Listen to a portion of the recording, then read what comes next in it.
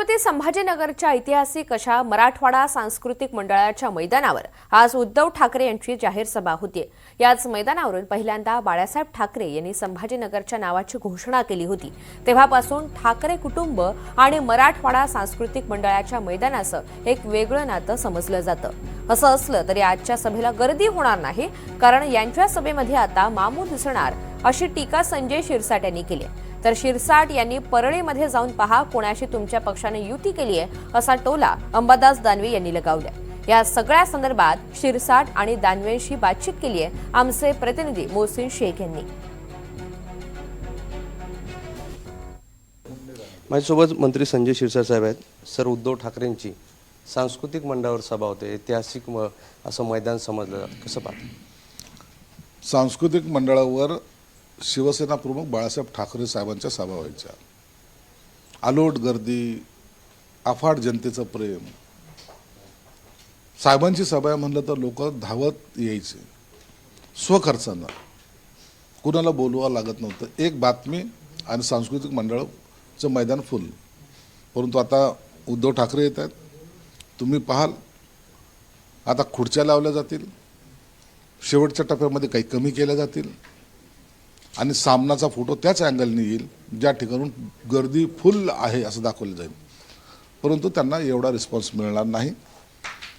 शहरामध्ये उभाटाच्या नेत्यांनी केलेला गोंधळ, उभाटाच्या नेत्यांचे असलेले एकमेकाबद्दलची भांडणं आणि पक्षाची चाललेली रणनीती ही सगळी जर लक्षात घेतली, मला वाटतं उभाटाला उद्या रिस्पॉन्स तर मिळणार नाही, परंतु ज्या ग्राउंडवर शिवसैनिक बसायचे त्या ठिकाणी दुसरे चेहरे तुम्हाला पाहायला मिळतील।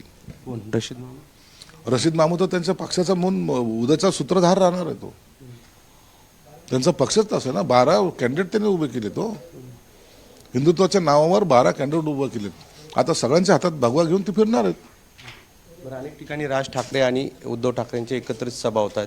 इथेही मतांमध्ये फायदा झाला असता, मात्र इथे राज ठाकरे सोबत येताना दिसत नाही।